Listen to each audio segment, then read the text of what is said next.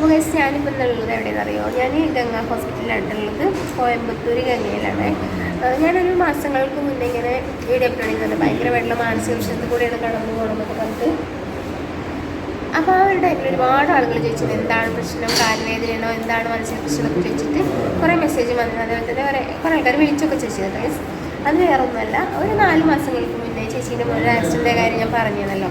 അപ്പോൾ അൽഷിഫയിലൊന്ന് കാണിച്ചുകൊണ്ടിരുന്നത്. അപ്പോൾ മുറി ശരിക്കും ഉണങ്ങാത്തതിൻ്റെ പേരിൽ നമ്മൾ ഒരു മാസത്തിന് മുന്നേ കോയമ്പത്തൂർ വന്നതായിരുന്നു കേട്ടോ. അപ്പോൾ കോയമ്പത്തൂർ വന്ന് 2 ആഴ്ച വരെ അഡ്മിറ്റായി. അതിന് ശേഷം പിന്നെ ഇന്ന് ചെക്കപ്പിന് വേണ്ടിയിട്ട് വന്നതാണ്. അപ്പോൾ രാവിലെ 6 മണിക്കാർ നമ്മുടെ വീട്ടിൽ നിന്ന് പോന്നിട്ടുണ്ട്.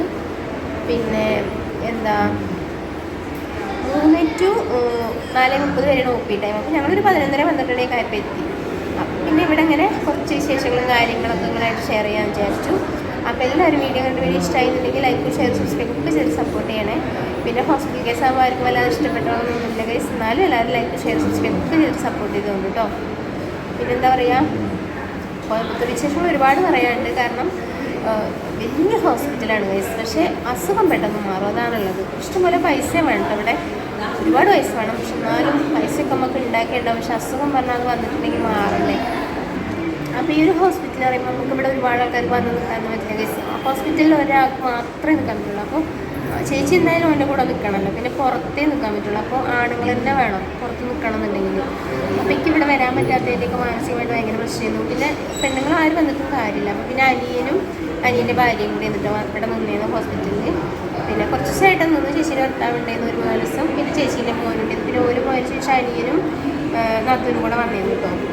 അപ്പോൾ അതൊക്കെ അന്നത്തെ മാനസിക പ്രശ്നം. കാരണം നമുക്ക് വേണ്ടപ്പെട്ട ആൾക്കാരൊക്കെ ഹോസ്പിറ്റലിൽ പോകുമ്പോൾ നമുക്ക് അവിടെ പോയി നിന്ന് നമ്മളെ കൊണ്ട് വേണ്ട രീതിയിലുള്ള സഹായമൊക്കെ ചെയ്ത് നമുക്ക് ഒരു സമാധാനമല്ലേ.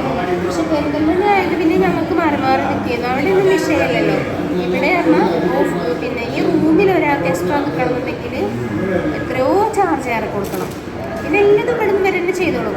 പിന്നെ വലിയ നാത്തൂര് ചേച്ചീനെ വീടുകൂടെ എടുത്തിട്ടുണ്ട്. അപ്പോൾ ഓരോ വീട്ടിൽ നിന്ന് കുട്ടിയൊക്കെ വന്നിട്ട് അങ്ങനെയൊക്കെയുള്ളൊരു വല്ലാത്തൊരവസ്ഥയെ കൂടെ ഞങ്ങൾ കടന്നു പോയത്. എന്നാലും ദിവസം ഒന്നിനും ബുദ്ധിമുട്ടോ കാര്യങ്ങളോ കൊടുക്കുകയൊന്നും ഉണ്ടായിട്ടില്ല. പക്ഷെ എന്നാലും കൂടിയിട്ട് എനിക്ക് ഭയങ്കരമായിട്ട് ടെൻഷനായിരുന്നു. അപ്പോൾ ആ ഒരു ടൈമിലാണ് ഞാൻ അങ്ങനെയൊക്കെ പറഞ്ഞൊരു വീഡിയോ ഇട്ടായിരുന്നത്. അപ്പോൾ അതായിരുന്നു അന്നത്തെ റീസൺ. എല്ലാവരും എന്നോട് ചോദിച്ചാൽ എന്താ പറ്റിയെന്നൊക്കെ. അപ്പോൾ അതാണ് ഗൈസ്. കാരണം അത് ഞാൻ പറഞ്ഞപ്പോൾ ഓരോക്കെ വിചാരിച്ച് എന്തൊക്കെയോ പ്രശ്നങ്ങളുണ്ടെന്ന് വിചാരിച്ചു. അപ്പോൾ അത് മെയിനായിട്ടുള്ളൊരു പ്രശ്നം തന്നെയായിരുന്നു. എനിക്കൊന്ന് വന്ന് നിൽക്കാനോ അല്ലെങ്കിൽ എനിക്ക് നല്ല ചേച്ചിമാർക്കോ ആർക്കൊന്നും വന്ന് നിൽക്കാനോ അല്ലെങ്കിൽ എന്തെങ്കിലും ഒരു ഹെൽപ്പ് അല്ലെങ്കിൽ സഹായം ഒന്നും ചെയ്യാൻ പറ്റുന്ന സിറ്റുവേഷൻ ഗൈസ്. അപ്പോൾ അതായിരുന്നു മാനസികമായിട്ട് ഭയങ്കര ടെൻഷൻ.